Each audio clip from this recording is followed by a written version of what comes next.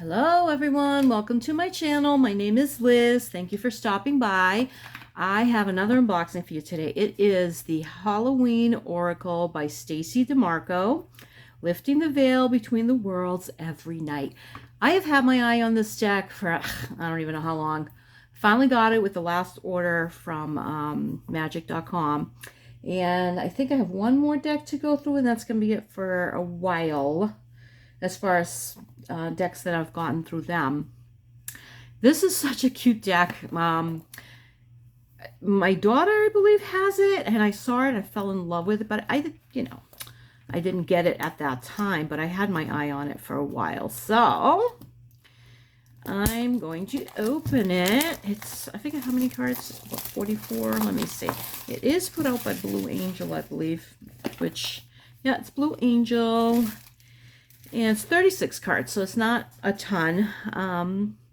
Okay, so experience the scariest night of the year every night. Unleash your inner monster and trick or treat your way into connection with the most magical and scary night of the year, Halloween. Festivals of the dead like Halloween have been celebrated for thousands of years across many different world cultures. They serve to honor those who have passed and to celebrate death as a natural part of life and opportunity to welcome in a new beginning. During Samhain, the ancient Celtic festival from which Halloween originates, the veil between this world and the next was believed to be at its thinnest, and so since the very beginning, Halloween has been an occasion for effective and potent divination, a chance to connect with the other side or get a glimpse into your future. Now you can harness the eerie power of Halloween every night of the year, encountering black cats, vampires, zombies, witches, werewolves, jack-o'-lanterns, skeletons, mummies, and characters from the Mexican Day of the Dead tradition, including Lady de los Muertos, exquisite candy skulls, and more. Each of the 36 richly illustrated cards has an accompanying meaning in the guidebook and features rhyming couplets like those used in ancient storytelling, as well as a message of divination for you based on the aspect of the Halloween tradition. Look at the little. This is actually raised so you can feel it. It's I don't know what you'd call it. It's not a gilding. It's just really cute. You got ghosts and cats and pumpkins and bats and hats and brooms and cauldrons. It's adorable. So, oh, that's cute. It's black, and of course, motorcycle just goes by. But it's black with this is orange. Like it looks a little bit more yellowish, like here, but it's really like pumpkin orange. So pretty. I love it. Look at that. Oh my gosh. Oh my gosh. Oh, I love it. All right. So this is the book. Stacey DeMarco. I have a few of her decks, and I love her decks. I love her work. There's some stuff here about actually Halloween or a Samhain, how to use the deck, some spreads, and then goes right into the cards. And they're not like super wordy, so it's nice. And I have this one, Gods and Titans, Gods and Sirens. These are great decks. I have those. Look at her. She's so pretty. So pretty. Let's see. I do not have this one. I do have this one. So, okay. I have too many decks. That's the problem. Sorry, I just had to take a sip of my tea. All right. See, I don't like a little tiny bit of plastic or paper. Like, unlike, what is it? Is it the Llewellyn decks or the U.S. Games? Those are always an extra plastic. It drives me a little batty. Look how pretty the back is. They're very matte. They feel very silky and smooth. Oh, I love it. Look how beautiful this is. And, okay, they're not numbered. That's okay. They do have a border, but actually because it's a black border, it kind of works. It kind of works. It looks pretty. It looks classy. Okay. Ancestors, the love and legacy of our DNA. Apple, risk and reward. You see it like has blood, like, was it Sleeping Beauty no, it wasn't Sleeping Beauty. Snow White. She ate the apple. And honestly, this one, it's that a heart? That's a heart on the apple. That's cute. Barmbrack, sweetness and synergy. I love fall. I mean, 99% of people I know, fall is their favorite time of year. There's just something so special about fall, and this deck definitely has that quality. Black cat, fortune meets opportunity. Oh, he looks like my daughter's cat, except he's very fluffy, but he's got that same cute little face. Cauldron, synergy and healing. Ooh, I love this one. Dawn, the light after the darkness. Death, the eternal cycle begins here. This is definitely interesting, huh? With the moth and then the moon, and it has like a skull. That's interesting. Eternal love. Love is love, and it transcends physical death. Oh, look at that. Beautiful. It's creepy and beautiful all at the same time, you know? Forgiveness, reducing burden. Beautiful. Gardenia. I just repotted my gardenia. Let's hope she survives. I've been if my fingernails look a little weird, I've been repotting plants all morning. I must have spent 2 hours repotting plants. They all I needed to break them up and put them in different pots, you know. All right, so ghost, regret. So it's kind of like when you're haunted by something, the regrets. This is a really cool picture. I love that. Who is the artist? Is she the artist? Or she... I can't remember. I don't think she's the artist for all her decks. You know what? I'm just going to look real quick, because I do like to give the artist their due if I can find it. Designed in Australia. Let's see if there's Stacey DeMarco. I don't see it. Edited. Okay. Oh, card artwork by Jimmy Manton. Okay, so Jimmy Manton, I've seen that name before. I think he does a bunch of her decks. I think he's done the Goddess deck, the Titan deck. Pretty sure it's the same person. Okay. Very beautiful. Graveyard, unnecessary fear. Hearth, happiness in our hearts and homes. Oh, I love it. See the gargoyle there? Invisibility, authenticity. That's kind of weird, huh? Let's hold that one back. It's kind of creepy looking, but jack-o'-lantern, protection. Joy, rejoicing in the present. Beautiful. I love this one. Gorgeous. Lady de los Muertos, acceptance and equality. Beautiful. The lamp, remembrance. Midnight, the most magical hour of all. Mummy, change. I don't know if mummies are really changed. Don't they just stay frozen in time? Night song, hidden talents. Ooh, I like owls. Owl, wise seeing, wise action. Scrying, intuition. Skeleton, strength. That's what holds you up. Without the skeleton, you're nothing. Just a bag of meat, really. Okay, skull of darkness, blind spots. Oh, there's different skulls. Skull of flowers, creating through the ashes. Skull of light, illumination. Skull of stars, infinite possibilities. Spider, community and web weaving. Oh, and she's got a big spiral. I love spirals so much.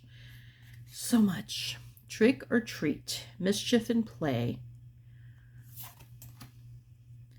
The underworld, where all things pause and begin again. This definitely has a Persephone feel to it, because because the pomegranate, it's a symbol of Persephone and the underworld and death and all that. Vampire, emotional intelligence. Ooh, I like vampires too. I love vampires, actually. The veil, the future. Werewolf, exploring wildness. Winter, the sacred of pausing. I'm sorry, the sacredness of pausing. It says winter, but it's got a fall leaf, but it's pretty dried up. So the witch, the earthly weaver of the worlds, zombie control. They're cool cards. They do have a creep factor to them. They definitely have a creep factor to them. This is one of those decks that'll be fun to use around Halloween, but you can use it anytime. I mean, some people like the creepy stuff, but I think it's more of a fall and winter deck when you're dealing more with the darker aspects. Right now it's spring, gonna have summer soon. That's all like about fun and life. This is more about digging deeper. Okay, so let's go to invisibility. Let's see if there's a glossary here. There is. Oh, excuse me. Oh, my throat is so dry. It's the allergies, although it doesn't seem too bad out there today, but it's bugging me right now. Okay, invisibility. 37. 37. So this is the poem, I guess. I forget what she called it. Heart beating, we sense, but do not see. They touch, we chill. They come unseen. You know that feeling you sometimes have that someone is watching you? You cannot see them, yet you have a distinct feeling that someone is there. All the hairs up on the back of your neck. You think you see something in the corner of your eye, but when you turn, there is nothing to be seen but empty air. This is the power of invisibility. The indirect fear and the covert threat of having to fight something that we cannot see. Humans have a strong visual sense, so it is no wonder that we are uneasy about things we cannot see. The ancients believed that all manner of creatures, mythical and physical, and of course the deities, could make themselves invisible at will. When we consider that some animals are camouflaged so well by their coats or behaviors that sometimes even if we are looking straight at them, they are hard to see within our environment, the invisibility isn't a far-fetched concept. In many cultures, the idea of beings who could watch us undetected were and still are common. The jinns, angels, nature spirits, the fae, and even practitioners of magic such as witches are said to have the power to appear and disappear at will. I wish I could disappear at will. Later, in literature and then in movies, invisibility becomes a common power, and we now have fictional superheroes that are invisible and even cloaks of invisibility. The concept of invisibility is a double-edged sword. Whilst it is a powerful tool to be able to gain information or to assist whilst no one sees, individuals using it are privy to information that may not be meant for them and may be taken out of context or unethical. No, it may be taken out of context or unethically. It is a power of manipulation and easily abused. The idea of hiding away and not being seen is also a big part of the dark side of this concept. We are all born to shine our light out into the world and to take our roles. Hiding our talents, not expressing our true selves, stealing others' ideas or work, and being someone else rather than your authentic self are all aspects to consider should this card appear in your reading. I actually like that a lot. There's a lot there, depending on how you're reading the reading. It could be different things. It could be that you're feeling like a ghostly presence, whatever, or it could be that somebody is up to no good and they're kind of spying on you. There's a couple of different ways to look at that, and some people are real sneaky. Can't trust everybody, that's for sure. And honestly, if you have a feeling that someone is up to no good, 99% of the time they're up to no good. Unless you're super paranoid, that's a little different. But when your antenna is up, All right, vampire, emotional intelligence. The deepest, the coldest, the craving of the blood, the hole never filled, the longing like a flood. Whilst there was always almost accountable examples I'm sorry. Whilst there are almost unaccountable examples of vampires in literature, movies, and games, somehow the archetype of the blood-hunting night stalker and somewhat elegant creatures keeps being reinvented to seduce yet another generation. Although the beautiful and somewhat desirable vampire form doesn't really begin to enter the public consciousness until the mid-1800s, the idea of a human feeding upon the very stuff of life is very much older. The Egyptians, Sumerians, Indians, and the Balkan people all have mythos containing vampire-like creatures. The vampire is an interesting figure because it is both horrifying and desirable. Having someone want us so much that they desire to be that closely linked with us does feel good until we realize there is nothing much left of us to give. Most of us have heard of the concept of emotional vampirism, the idea that people feed off energy and our goodwill and take advantage of us through manipulation and other incessant neediness. Should the vampire card appear in your reading, it may indicate that you are being drained in this way and the time has come for stronger boundaries. You need to be very aware of what gives us energy in our lives and what takes it away. We should be aware of needing people to need us and why we invite people like this into our homes, workplaces, and lives if indeed we have them around us. Developing the emotional intelligence within ourselves helps us defend against this kind of emotional and psychic attack and enables us to foster healthy, equal relationships of all kind. I do like that. And we all know there are people out there sucking people dry, emotionally. I wish there was a couple of extra keywords there, such as boundaries, emotional, psychic vampire, that kind of thing. Because I think it would just be easier. You don't really need the card if you see that. I mean, the book.